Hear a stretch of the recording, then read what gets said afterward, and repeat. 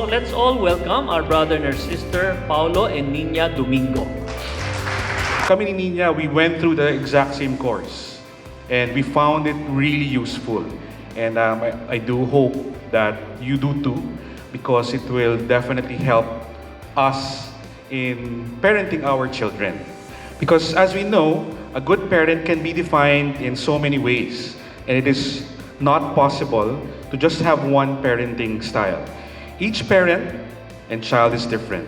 What works for one family may not work for another family.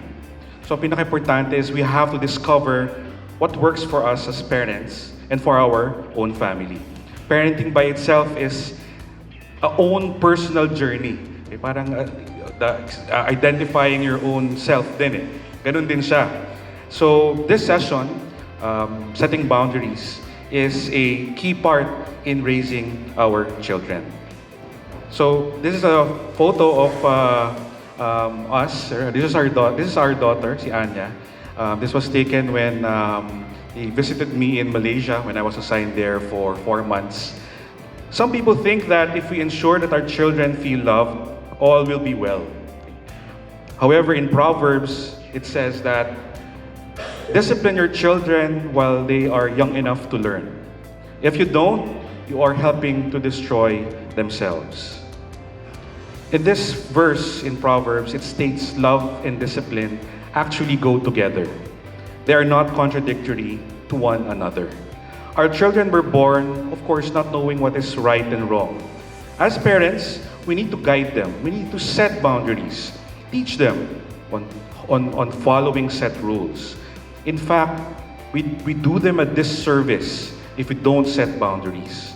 Without boundaries, our children will grow up thinking they can do whatever they like, whenever they like, and they end up growing self-centered.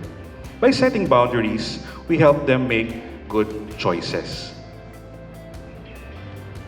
Dr. Rob Parsons, founder and chairman for Care for the Family, coined the toddler's property law.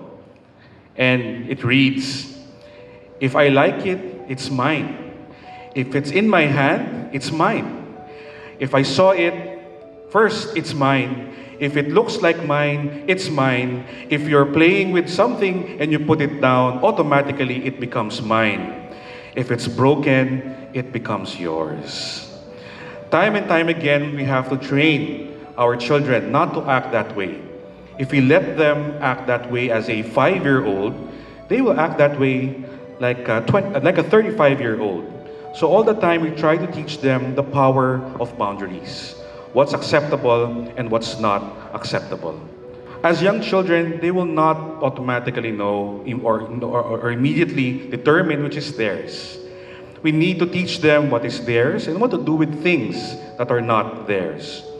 When Anya was actually much younger, we actually enrolled her in a baby and music play class. And before the start of the class, meron silang interaction and playtime, wherein lahat ng mga laruan is before them, and musical instruments pwede nilang paglaruan. But for some weird reason, all the children would gravitate towards that one toy, regardless of the so many other toys around them. Naturally, some will cry and insist on getting the exact same toy at the exact same time. May principle na pumapasok agad in that scenario, yung sharing is caring. Even at a young age, kami ni Nina, we try to teach and show Anya how to share. So, pag may dalawang batang gustong maglaro ng drums, siya na nagtatap ng drums, we try to pull that child in and they can both tap on the same drum at the same time. Definitely, we try to work out what we can in that particular scenario. But as they grow a bit older, we also need to teach them to learn to wait for their turn. Because sharing also means waiting for your turn to play with the toy, but also giving other kids a chance to play with that toy, if you were there first to have it. We explained to Anya that not because you want that toy now means that others will just hand it over to you.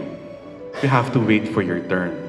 A classic example dito is if bunso comes into a room, sees that ate is playing with a toy that bunso likes, Bunso will go to ate and says, "Ate, can I have that toy now because I want to play with it?" Then ate would say, "No." Then Bunso will go to one of the parents and say, "Ate is not sharing. Ate is not giving me your toy." Sabay iyak, sabay paawa yung mukha. Eh, siyempre si magulang, pag nakita yon, hindi ka ba maantig? Takbo ka kay ate. Sabihin mo kay ate, "Ate, why are you not sharing? Why are you not giving that toy to Bunso?" Galit ka pa. What you'll do, si ate naguguluhan, anong gagawin? You just grab the toy and give it to Bunso. Pause. In that scenario, what do you think ate will feel? What do you think the feelings naman ni ate? Because kinuha na lang yung toy, binigay sa Bunso na umiiyak. Okay? So, that is the scenario. Okay?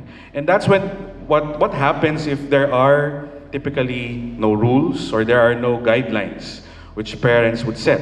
Specifically, ito, toys lang. Okay? And damit, gamit is a whole other story. But if you just talk about toys, if there are specifically no rules about what will children do, what will parents would do, medyo challenging siya. Another example on having rules is that an expert is a PE teacher. Okay? He begins a lesson on rules by asking the students to play football for the first 2 minutes without rules.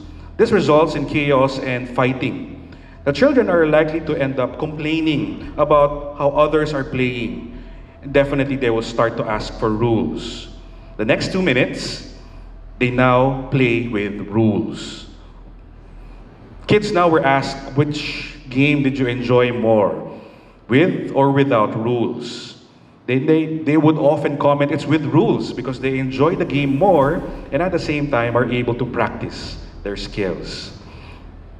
When a child is taught the difference between kind and selfish behavior, they are learning lessons for life. They learn to take responsibility for their actions. They learn to respect others. This enables them to form healthy relationships. And yes, rules may curtail them, but rules also protect them. Part of setting boundaries is, of course, respecting authority. Loving our children unconditionally, and at the same time putting in appropriate boundaries for their behavior is necessary for our children's development, and more importantly, for their journey to maturity. So, why boundaries for such children? Even how young they may seem, a 5-year-old, a 6-year-old. Why do we need boundaries to begin with? First is it is the foundation of effective discipline, and of that, unconditional love. So if you give unconditional love to your children and your child, then you can provide effective discipline. Love and boundaries actually go together to give our children a healthy respect for authority.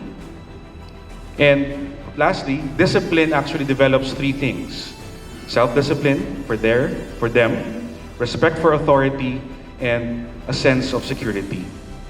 Authority is important and a necessary part of life. And modeling a respect for authority definitely begins with us as parents. Especially for us, mga tatay or parents, our behaviors are often always being observed by our children. I remember a time wherein we were driving towards a mall in Mandaluyong and I turned left. Bawal pala mag-left. Siyempre, pinara ka agad ng MMDA. So, when lumapit yung officer, todo explain ako kung bakit hindi mali yung ginawa ko. So, I was already raising my voice. Si Nina, nag-jump in na din. Tag team na kami. Dalawa na kami versus the MMDA officer. Okay? Explaining bakit hindi ka huhulihin. Okay? All along that conversation, taasan na yung boses, si Anya at the back started crying. Umagiyak ng gano'n, no? So, until biglang full-blown iyak. Okay? Hindi nakita ng MMDA officer na may bata sa likod. Nung narinig niyang umiiyak na ng parang bantay bata level 163 na umiiyak si Anya, Sinabi ng IMDA officer, oh, teka, may baby pala. Ako, teka, oh baby, okay na, hindi ko nahuli yung tatay mo. Sige na, sir, warning na lang po, ingat kayo. Ito po, kaliwa, kapat po, kanan. So, nagturo na agad yung MMDA. Oh baby, oh bye-bye na, sige, okay. Pinapaalis na ako. So, thank God for on-cue babies. So, naka-escape. Okay. But when we parked sa mall, when we already stopped, kinausap namin, tinanong namin si Anya, bakit siya umiyak? She was about 4 years old. Apparently, because she was watching a lot of these cartoons. Yung mga Paw Patrol, yung mga Blue's Clues, yung mga police na mga imagery. Apparently, when na-connect the dots niya, when you argue with a person in a uniform, or argue with the person na may kapa o may tsapa, iniisip niya agad, dadaling kami to jail. So, that's why she began crying. So, doon na napagtagpi-tagpi na, naku, dadalhin yung mga magulang ko sa jail. Kasi nakipag-away na siya. Una, tatay ko, ngayon nanay ko na. Saan ako? Parang ganun yung line of thinking niya. So, that is actually a validation that our children listen. Our children observe. And they pick up on our behavior. Dr. Eric Sigman, a noted psychologist and author, says that the way that we respond to authority, of course, will have a big impact on how our children respond to authority. If we undermine school administrators at our child's school, or the teacher by saying silly things about them, and disempowering those figures of authority, of course, that's not going to be teaching our children to respect authority. Respecting authority is not just respecting those in position. We must teach our children to respect not just their teachers in school, but also the guards, the janitors, the manangs, kuyas and ates who help them, even the waiters in restaurants and store clerks in the mall. We have to teach our children to respect their ates or our helpers at home, their yayas and their caregivers, and to respect all elders, even those they do not personally know. Today, we don't often hear the words po and opo anymore. Kasi sabi nila hindi na daw uso. Kasi mostly our children are English speaking. And wala naman daw po and opo sa English language. And instead of the traditional mano, it's usually beso or hug or fist bump kasi nakakatanda daw yung nagpapamano. But no matter how modern our world may become, respecting others and having good manners should remain constant. And this should be taught to our children early on, even when they're still very young, and we think that they won't understand it yet. Do not underestimate the understanding of our children. You'll be surprised with how much and how quick they can observe things. Julie Johnson, child and family educator and therapist, said that one of the dangers today is parents are not instilling that respect in their children. A lot of children don't respect their teachers. They don't respect a level of authority in society, and that doesn't enable a child to function well and healthily within our society. In Anya's school, they have a program wherein they're asked to do concrete acts of service for the school community or the school personnel. And yung first year that Anya was part of this program, their grade level was assigned to work with the TDEVs or yung mga manangs and ates in school. So si Anya, very excited siya. No? They were asked to buy yung sarili nilang basahan. Siyempre, pinili niya puro pink. So, very excited siya to start that day. Pero nung pagsundo ko sa kanya, pag-uwi, malayo pa lang, nakasimangot na. Tapos nakahukos, ganyan, magulo yung buhok, pawis. So, parang that's not her usual self, no? So, pagdating niya sa akin, sabi ko, oh, what happened to you? How are you? And she goes, hi, Mama. I'm so tired. I worked the whole day. I feel so sweaty. I feel so dirty. So parang ano bang child labor or hard labor bang pinagawa sa kanila sa school at pagod na pagod ang anak ko. So I just want to go home, no? So on the way home, kwento niya. So what they did pala is yung usual chores ng mga TDEVs, ng mga janitors, ng mga ate nila. So naglinis ng classroom, nagwalis ng floor, nagtapon ng basura. But what she was particularly upset about was that she was assigned to mop yung a portion of the school grounds. So, gusto daw niya talagang pag-igihan yung trabaho niya, no? So, kinarir niya yung pag-mamap niya. Kaso, inabutan na siya ng dismissal ng preschool. So, syempre, yung mga maliliit, yung mga kinder, pre-kinder, dinaanan yung pinaglinisan niya. So, nadumihan na when she was about to finish her work. So, galit na galit siya, kinukwento niya sa akin na parang, Mama, hindi ba nila ako nakita? I was there. Ang laki-laki ng grounds, ba't kailangan dun sila sa harapan ko dumaan, no? So, talagang nilalabas niya talaga yung sama ng loob niya. And after a while, I told her, you know, anak, I understand how you feel. Sabi ko, feel ko talaga yung frustration mo. Kasi you know, that's also how we feel at home. And she was like, huh? I don't do that.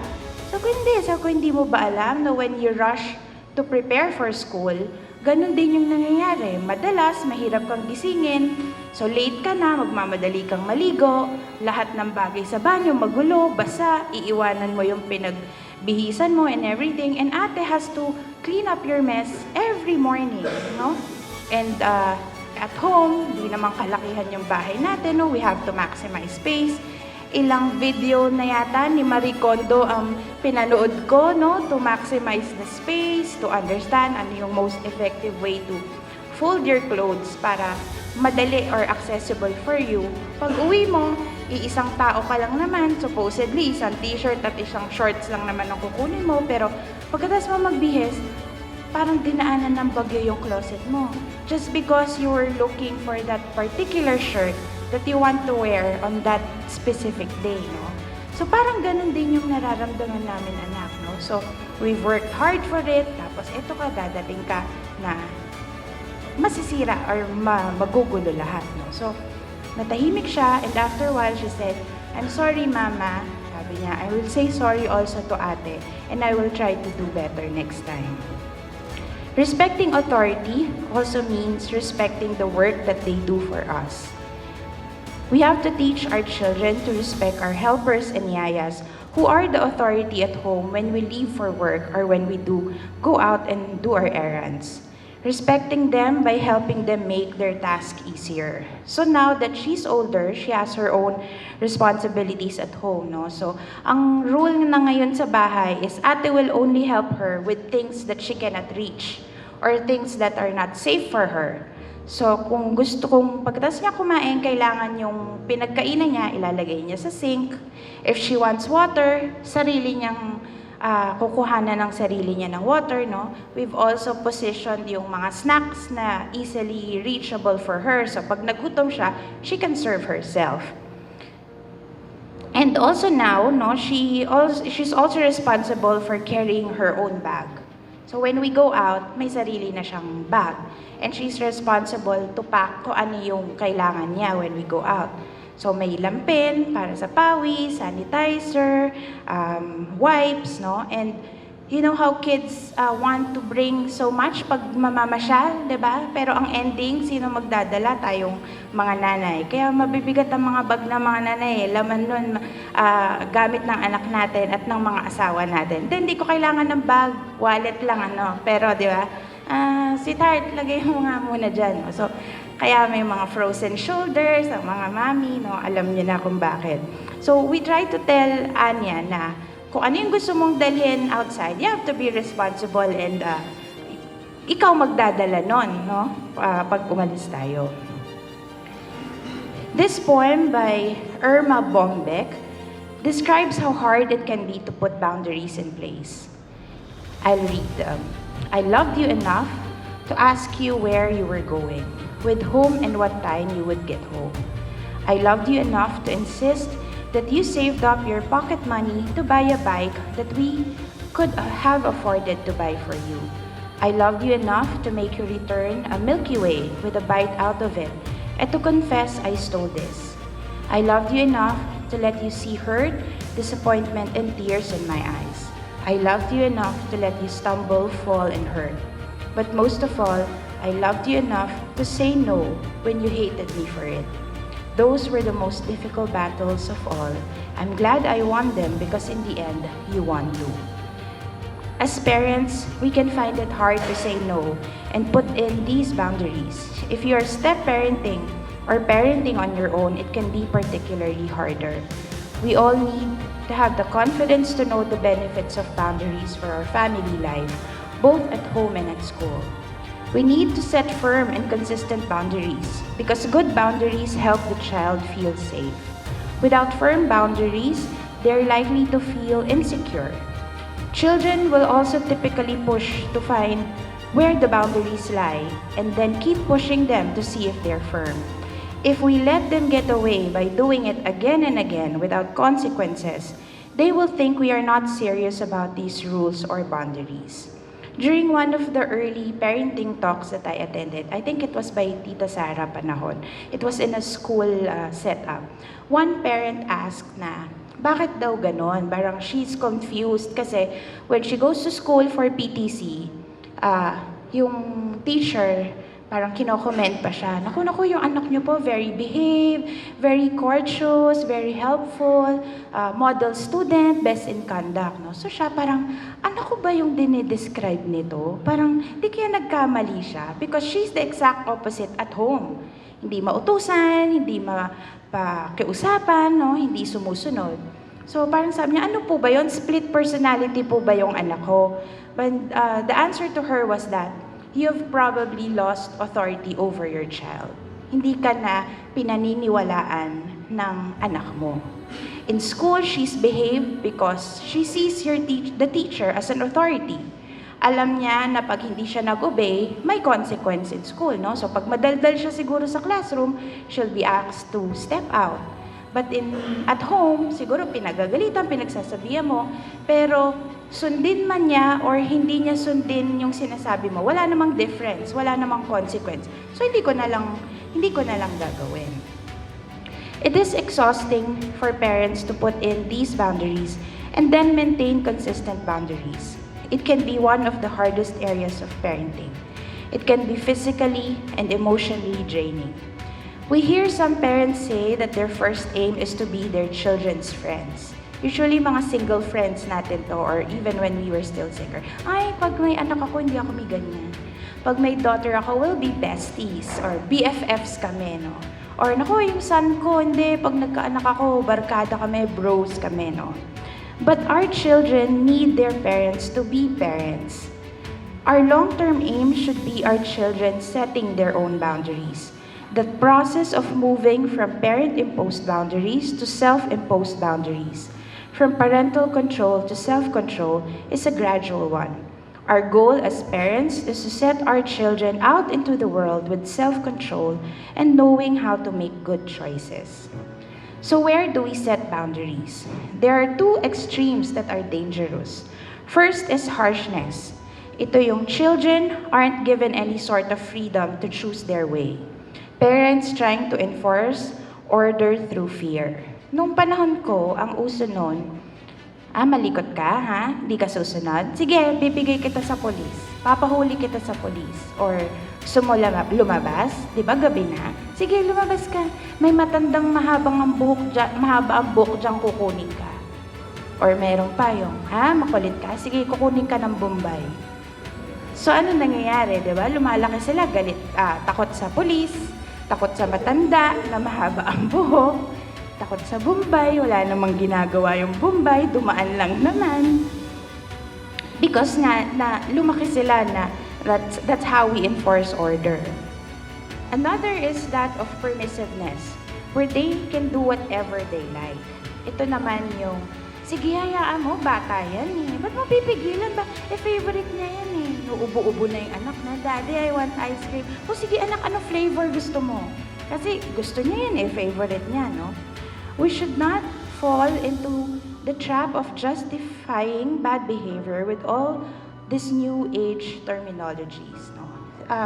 May mga bata, di ba, yung natutuwa sila, galit sila, yung mahilig silang mag-reach out and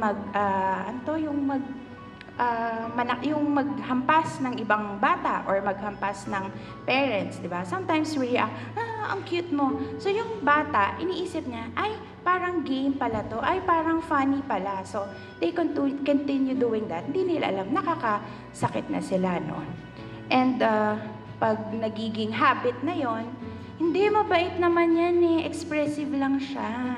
Ganyan lang siya talaga mag-express ng emotions niya. Or for example, a child who likes to shout, no? Mommy, I want milk. Mommy, I want like this. Ganyan. No, I want it now. I want the blue one. Ganyan. No. Hindi, mabait naman yan. Strong-willed lang siya. She just knows what she likes, no?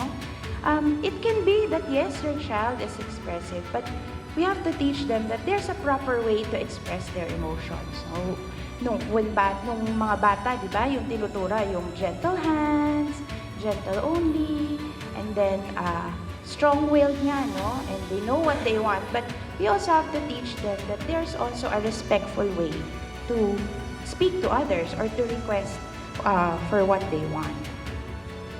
We cannot also be too critical for our children's every action or to be too lax and say, ganyan lang talaga, bata yan eh. We have to set the boundaries in between these two extremes. There should be freedom for us to work out our own set of boundaries, then be confident and consistent with our decisions. With Anya, her allowed screen time is only during the weekends and school break, no? So she can choose whatever shows she wants, pero ngayon ginagamit niya yung pinapanood niya yung YouTube Kids kasi parang may security function na feature na siya. So it screens already yung pwedeng mapanood, even the ads, so it's kid-friendly already, no? So during the school break, she can watch. Tapos napansin ko, parang wala nang ibang ginawa kundi mag-video, mag-YouTube at mag-YouTube na lang, no? So I told her na parang dapat may iba ka ding productive activities na ginagawa. So sabi ko na, okay, the new rule now is 30 minutes in the morning, 30 minutes in the afternoon or after dinner. Okay, Mama. So, mabilis kausap, no?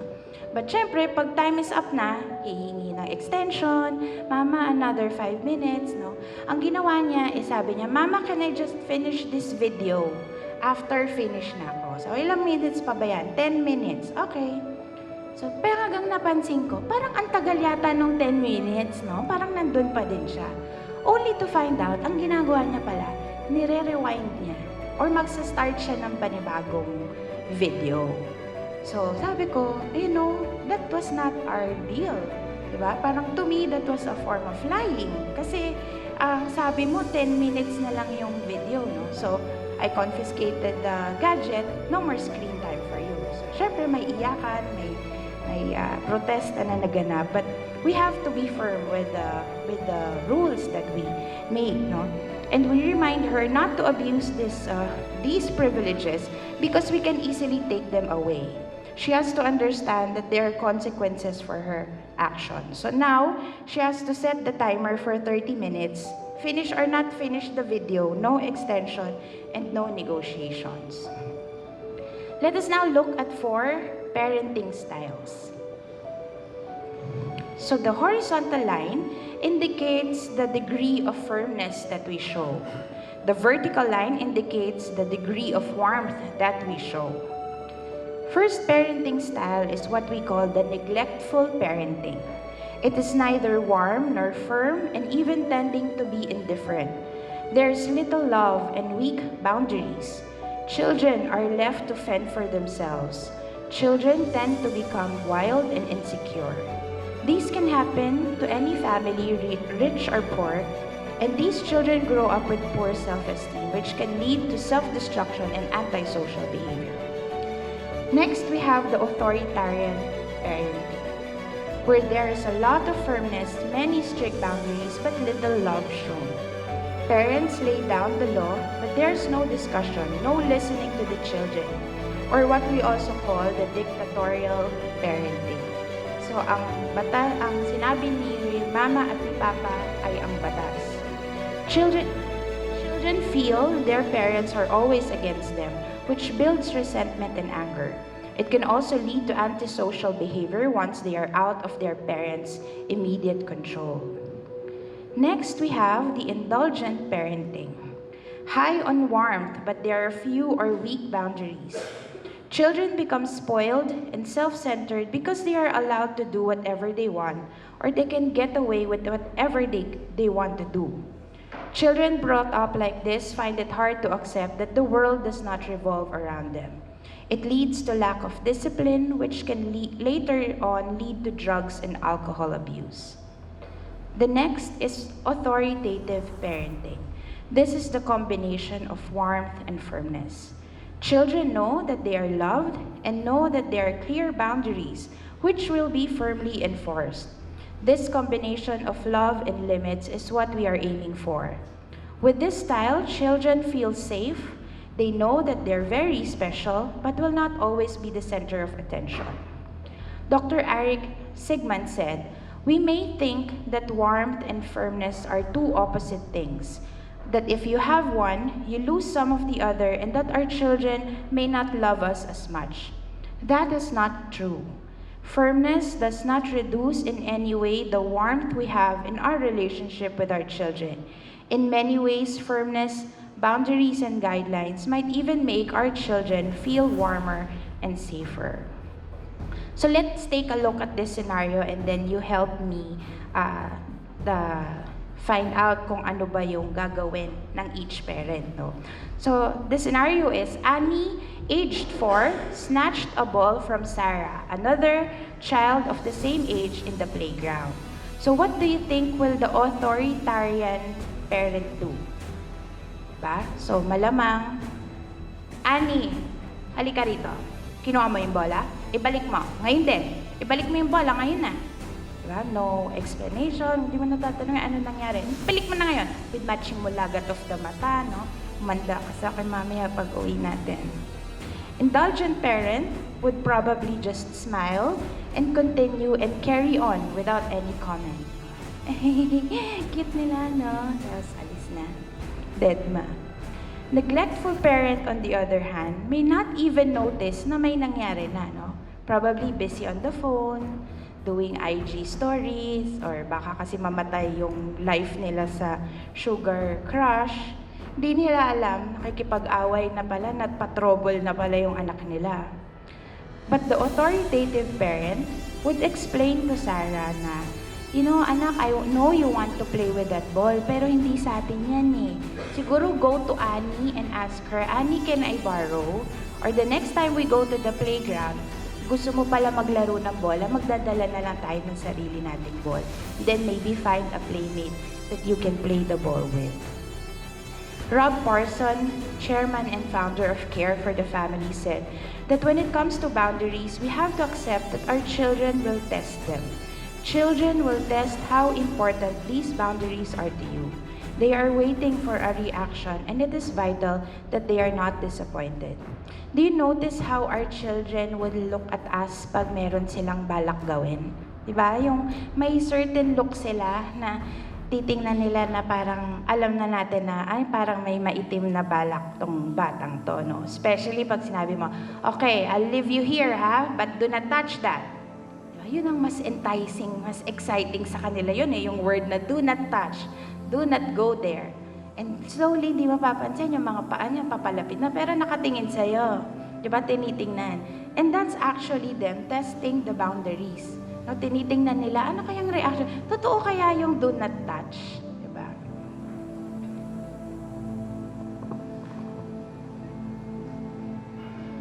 So part of determining parenting styles natin, we aim to go into that authoritative mode. Okay? But how do we set it? How do we establish ourselves as authoritative parents? The younger the children are, when we set boundaries, it's actually easier for them to learn. Okay? However, it's never too late to start wherever you are now. So if we talk about the setting of boundaries, okay, so we would recommend first, okay, establish right and wrong choices. When we set boundaries, we are teaching our children we are teaching our children that certain behavior is right and certain behavior is wrong because they were not born knowing what is right or wrong. We need to teach them and guide them. Hitting someone, throwing their food, playing with their food. They must know that there are different consequences for respecting or disregarding boundaries that we have set. They need to discover that consequences are pleasant for one and unpleasant for the other. They have to learn to be responsible for their own actions. The choice is theirs. It's important to have a consequence for a wrong choice, but it's equally important that you reinforce right choices as well. The best way to do that is by noticing what they have done and praise them through words of affirmation. Thank you, anak, for stopping to play the ball kasi I told you to stop. Thank you. Good job for packing away your toys kasi kakain na tayo for dinner. So small affirmation, pat on the back. It really helps. If you praise them for their good choices, they're most likely to do it again. But sometimes, lalo na pagka mas malalaki na yung mga anak, okay, or if there is an ongoing issue, or if they find it hard to follow boundaries, an extra incentive might help. And this is called actually a star chart. Okay? So a star chart is typically a list of activities with corresponding rewards or incentives. My sister, Portia, had a star chart made for Shavi, his son or my nephew. And this is actually to help him to be more responsible and learn to do simple chores. So sinimulan niya noong 2018, and simple tasks lang, washing of hands, setting the table, organizing your toys, and then meron siyang reward na Kinder Egg. Yan. So, yung isang column, same thing, pero walang gadget, walang mobile phone. So, meron siyang Lego na toy. Na-carry over siya ngayon, 2019. So, syempre, it's now age appropriate to him. So, since he has now a brother, so meron ng line doon na playing with the brother, keeping him company, meron siyang reward na makukuha. And then, also, there are also other ways for our children, lalo na pagka-summer. Okay? This I found in the internet. Okay? So, ayan. So, meron siyang appropriate na monetary value. Yan, walis, sahig, linis ng banyo. Ito gusto ko, 50% kaltas pagka hindi pulido. Yan. So, pagka hindi maayos, may bawas. And even itong the other image, ganun din, may peso value. Okay? Pero meron siyang dagdag na statement, bawal ang weight lang. Diba? Pag may weight lang, bawas ng 5 pesos. Okay? So this is an example of a star chart. Okay? Or a reward chart. For Anya naman, what we did for her is that, sabi nga ni Nina kanina, she loves gadgets. So yung watching YouTube, no? So what we did is that, sige, mag-watch ka ng YouTube, but for you to earn time in watching YouTube, dapat you have to do something. And that something is to read a book. So 1 hour of book reading equals 10 minutes of gadget time. So, kandara pa siya ng mga libro. Kahanap ngayon ng libro na babasahin. So, we of course guided her on what book to read. So, may mga suggestion kami sa kanya. And then, until na, meron siya nahanap na gustong basahin na libro. And then, all the time now is about reading. So, basa ng book 1 hour, 10 minutes. So, Daddy, ilan na? 10 minutes. Okay, 20 minutes na. Okay, may 2 hours na. It went on for weeks and weeks. So, nakaka-build pa rin siya ng credits niya watching YouTube. Until it came to a point wherein hindi niya na tinatanong ilan yung minutes niya na credit para manood ng gadget. It's now more of the book. So now, she's now collecting a book, at least for her age, Diary of a Wimpy Kid, kasi may picture, tapos merong explanation. So, and it's also a book where she can borrow in school. So, ngayon, mas nahuhook na siya magbasa kesa mag-gadget. So, alam namin totoo yun kasi kahit mag-weekend, ang dala na lang niya libro. So, binibigay ko, tinetest ko nga, to gadget to, gusto mo? No, Dad, I'll just read my book. I think it worked. Okay. So, this is also a way to encourage them to have a habit. And eventually, until that habit, the pag-watch ng YouTube, is transformed into becoming something more productive. In this case, reading a book. Another is to choose the right battles. We have to choose the issues that really matter and what we can let go, so that we're not always nagging them or looking behind their backs. Sometimes a reason why a child is misbehaving or having a tantrum, kasi merong rason behind it. This acronym can be specifically helpful for us to recognize the 4 most common triggers of excusable behavior. First is H for hungry. After school, our children may act differently or getting into arguments and easily makipag-away sila with their siblings. You can just simply bigyan na lang ng pagkain, then that can change their behavior. The second is A, which is anxious or angry. Kailangan natin intindihin, baka may nangyari sa school o may nangyari sa kanilang class para we can help them understand how they're feeling.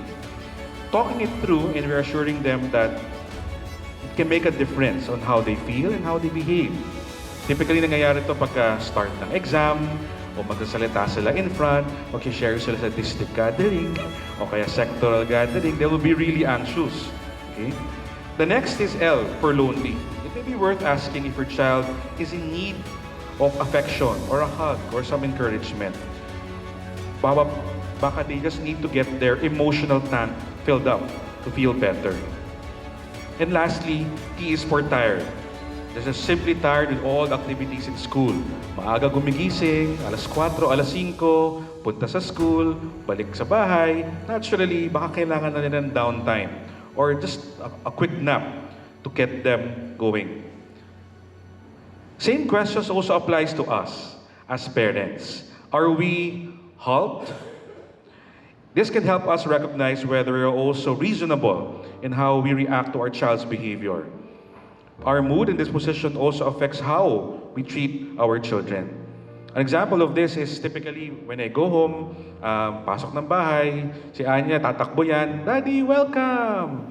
Pagpagod ka, may stickler ako pagka wearing of slippers inside of the house. So, lakad siya, takbo, wala siyang slipper. Una ko mapansin, or just slipper. So, parang, marinig niya lang yun, pabalik siya sa kwarto, sasabihin sa nanay niya, oh, Daddy doesn't love me. Why is he saying, where's my slipper? I want to welcome him home. So that time, tired ako. So that can be a impediment in setting the tone when we interact or engage our children. Next is to recognize natural childishness. Natural childishness is children being children. Definitely they'll do childish things. If our kids are not mature adults, we shouldn't expect them to behave like adults. Pagka may aabutin sila, tubig, yung ketchup, matatapon yung tubig o mahuhulog yung ketchup, that's natural childishness. Kasi maliliit pa yung kamay nila. Yung arms nila can't reach too far, or their feet is too short. So that is natural childishness. Disobedience is now staying in bed when we clearly said that it's time for bed, watching TV programs they know they shouldn't watch, using their gadgets when they're not allowed to. But what is childishness when they're 3 can be carelessness when they're 7. At 7, they should know how to be careful with their drinks, whereas at age 3, it can be childishness. And lastly, in knowing to set boundaries, maintain a sense of humor as parents. Humor definitely makes such a difference in the atmosphere of our home. It finds ways to lighten the atmosphere. Find time to laugh about it with your husband, your wife, or with even other parents when children are not around to hear them. Important doon is when children are not around to hear them. Because humor can help distress when we are going through our own parenting journey. And it is nice to share or compare notes with other parents na, ito yung sinabi ng anak ko, nagsasalita siya, nagsasalita ako, and then my daughter or my son suddenly spoke about this. So, bigla na lang kayo tatawa. So that is something to keep you in check when you would like to set boundaries. When our children are being uncooperative, we can easily lose sight of the fact that building the relationship with our child is paramount. Our end goal is to build relationships with our children. So when Anya started school, since I am the stay-at-home parent, naturally I am also the tutor, no? So when she was in preschool, okay naman kami, no? Happily learning the alphabet, shapes, sizes, and all that. But everything changed when she started grade 1. No? We started to have arguments, may iyakan na, nag-aaway na kami, no?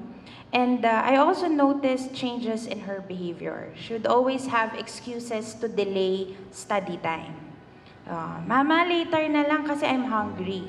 Kakahiya naman sa kanya, baka halt siya. So bibigyan ko ng food. Mama, I'm sleepy. O sige, after sleeping na lang. Mama, I can't do my homework. Bakit? My hands, I cannot move them. Bakit? Because I'm so tired. I was writing the whole day in school. Or masakit ang ulo, masakit ang tiyan. No? So hanggang sabi ko sa kanya, alam mo, parang gusto ko itang dalhin sa doktor. Magpa-check up kaya tayo. Kasi parang araw-araw na lang may masakit sa'yo. No? So siya parang nagpanic siya. No, ba't ako dadalhin sa doktor? And to me, that was a validation that she was just making excuses to delay study time.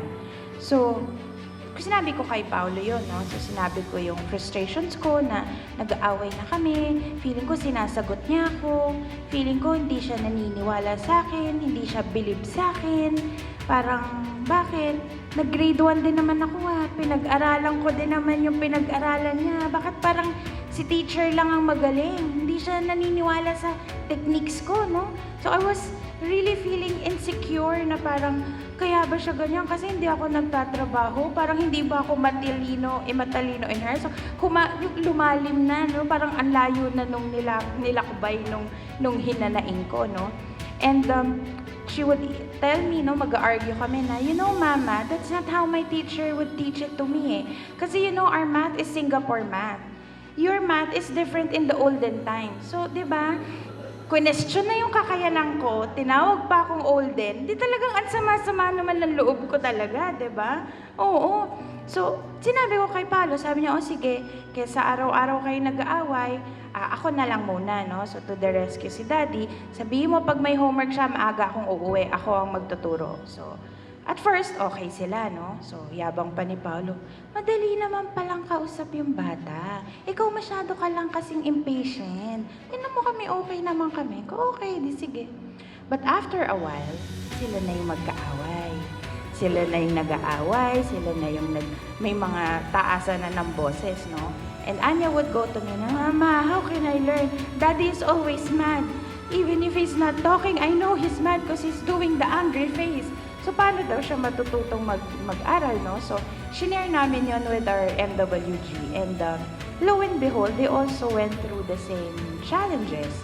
And sabi nga ng PL namin that we really have to be careful with how we react and the words that comes out of our mouth when we are frustrated or pag galit na tayo, no? Baka may nasasabi tayong terms na hindi dapat. And our children will carry that with them hanggang tumanda sila, no? Sadly, hindi nila maaalala yung mga songs na kinanta namin about the alphabet, pero maaalala niya na nagalit ako or pinalo ko siguro yung kamay niya dahil na-frustrate ako dahil hindi niya magawa yung letter J, parang ganon, no?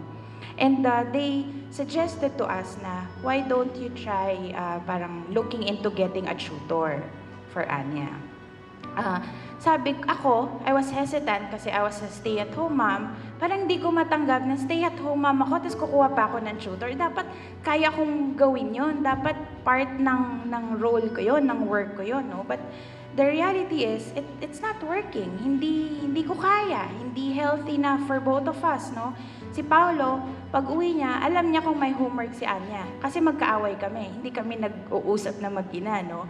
And it really affected the dynamics of our family. Kasi si Anya, favorite part of the day niya is dinner time. Kasi that's when we gather the three of us. Tapos yun yung kwentuhan time namin, no? So, kukwento niya kay Daddy, what happened in school, ganyan, no? Because of this issue, pag kinamusta mo siya, kamusta yung school? Okay, parang one-liner na lang. So, she doesn't engage in conversations with us anymore. So, I was hesitant also kasi ang mahal ng tutor ngayon, no? Do you know that tutors can charge as much as 600 per hour per subject? 'Di ba? So, kung ilang subject yung ipapa-tutor mo, and we are a single income family, talagang affected yung budget namin. No? But as was advised to us, mas importante nga daw is our relationship with Anya. Kasi talagang nag-iba yung dynamics ng family namin. And so we got the tutor, and to cut the long story short, happy dinner time na uli kami, bati-bati na kami, no, after they study for an hour, no, we're able to do our regular family activities already. For those with 2 or more children, this means we need to read each child individually and realize that all react differently. Whatever our situation, our children are going to push the boundaries. Some children will be more testing than others. Some will be more sensitive, and setting boundaries with them will be relatively easier. What's important is we not compare ourselves with other parents and think of ourselves as failures. Others thought parenting was easy until they had their second child. Others can also be having difficulties parenting their only child. Whatever our situation, our children will push the boundaries regardless of how many children we have. Some practical guidelines on how we can help our children make good choices. First, we have to be fair and clear. When we are unfair to our children, they become resentful and angry. We have to ask ourselves, are they old enough to understand what we're asking them to do? Are our instructions clear? Am I expecting too much from them? And when they ask, we cannot just tell them, basta, sinabi ko, sundin mo na lang, or because I said so. No, we have to take time to explain and validate kung naintindihan ba nila, or baka naman yung pinapagawa natin is not age appropriate. So hindi talaga nila magagawa yon. We need to learn to use our voice effectively. Our tone is as important as the words we use. So no needs to be said in a serious tone to put a boundary in place. It will be the first instructions a child will understand. I read a quote from a book, Collapse of Parenting, saying, we need to use commands, not questions, when we tell our younger children to do something. With older kids, explanations become more appropriate. But with younger children, we are not supposed to make it a habit of negotiating or bargaining with them to obey. It makes them think that they have an option not to. And avoid shouting unless you're giving a warning about danger. Itong quote na to, nabasa ko din sa FB, and I can relate to it kasi nung bata ako, ito, totoo to. And kay Anya, effective din siya. Sabi, don't yell at your kids. Lean in real close and whisper. It's much scarier. Si Anya, pag bumubulong na kami, mas takot siya kesa sa sumisigaw kasi. Kasi alam na niya na seryoso na kami na, oo, I'm in trouble kasi bumubulong na si mama. Action gets result. Shouting and threatening doesn't work in the long run. Consistency is critical, and we have to say what we mean and mean what we say.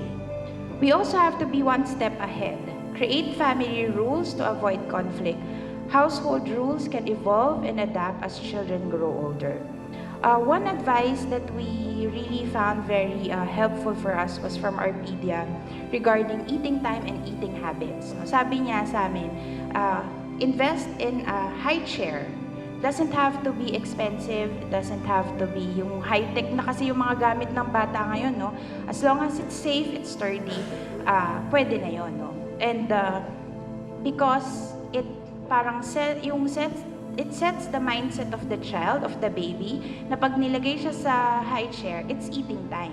So, hindi na dapat umabot sa point na naghahabulan kayo para kumain yung bata, no? And we've done that with Anya, and dapat no distraction, no TV, no gadgets, no? And I think it worked kasi hindi namin naging problem magpakain sa kanya. And yun nga, until now, dinner time or yung eating together as a family is one of her favorite bonding time as a family.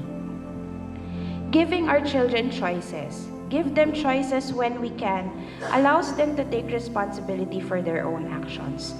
This can be as simple as choosing their birthday or Christmas gifts or clothes that they want to wear. Si Anya, ewan ko yung mga kids ngayon, they're into this wearing of sweater, mga hoodie, mga pullovers, ganyan, no? Kahit na summer, naka-sweater, naka-jacket. And si Anya, we allow her to choose. Yung baga siya na namimili, she has her own style, siya na mamimili.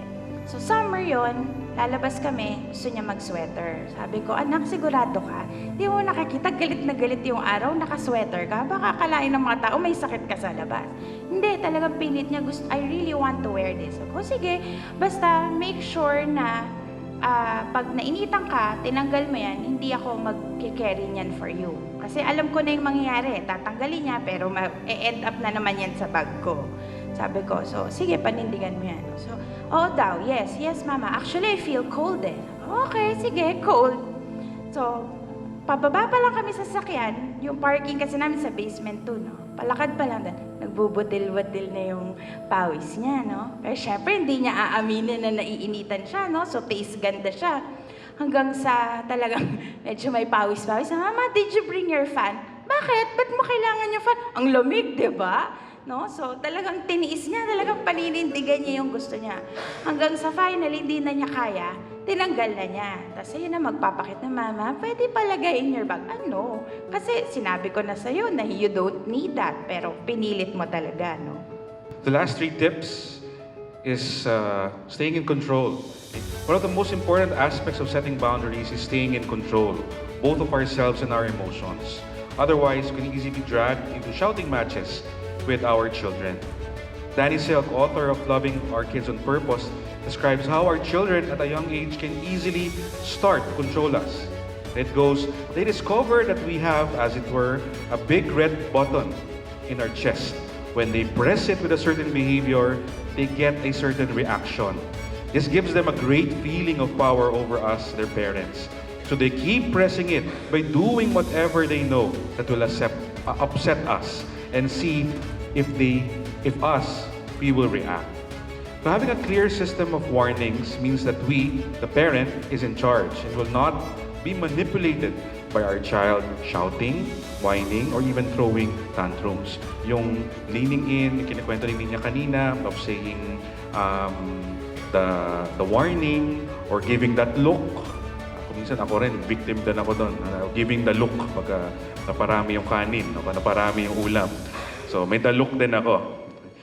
It also is useful pagka you are in public places because that can be a good tool to use when you are seeing that your child is now shouting or whining or throwing tantrums.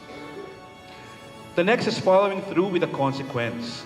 It is important that idle threats cheapen our words. Our words become increasingly worthless and ineffective if walang follow through. We should mean what we say, otherwise our children will not learn to take us seriously. So, typically, ang dapat natin gawin is to put age-appropriate consequences. Time out, face the wall, sit down lang, huwag kang gagalaw. Okay? But we have to know if our child appropriate ba yon? Kasi baka mamaya introvert yung anak natin. Okay lang sa kanya mag-time out. Ibig sabihin yon, away yon from other kids. So that's okay.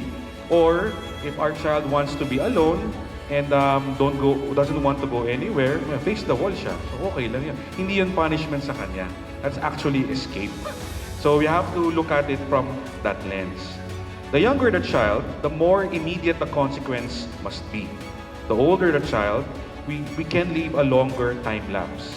So sabihin, pag may nangyari sa labas, pag-usapan natin sa bahay yan. Doon na mag-iisip yan kung anong rason o anong ibibigay kong justification kay Papa o kay Mama.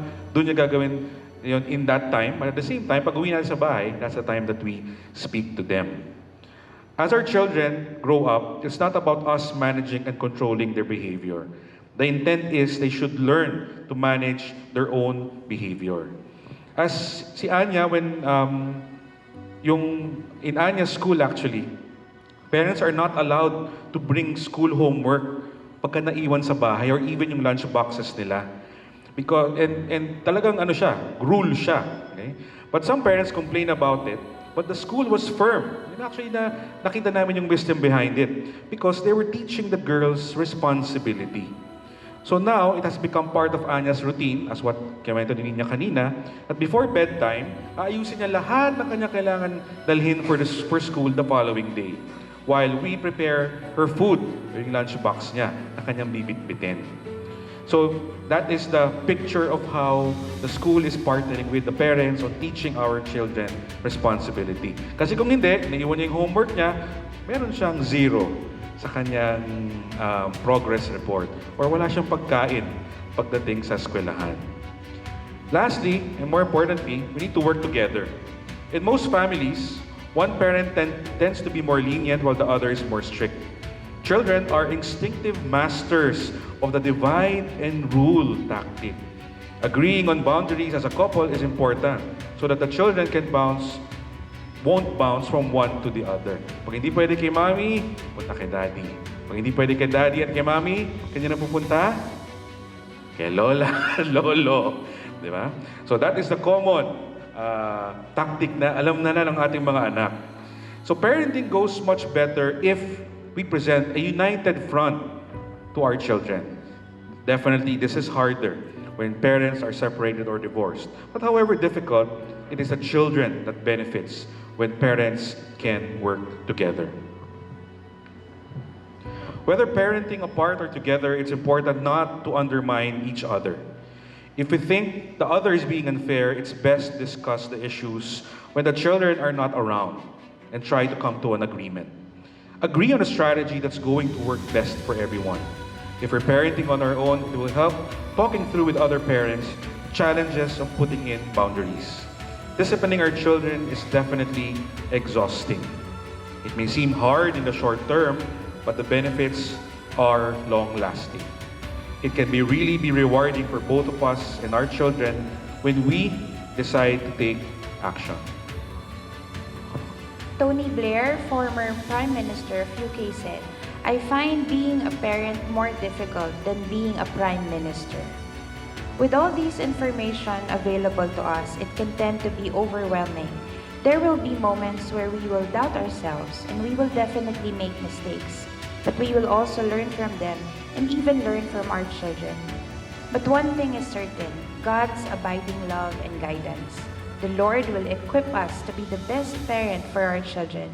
We just have to believe and have faith and take confidence that God is with us in our parenting journey. So in closing, we like to ask everyone to join us in prayer. In the name of the Father, Son, Holy Spirit, Amen. Lord, we thank you that you show us the best ways to live. We ask that you would help us to see clearly how to put right boundaries in place for our children. We pray that you would help each parent with the particular challenges they're facing and help them with this combination of showing warmth and firmness. We ask this in Jesus' name. Amen. Thank you, brothers and sisters.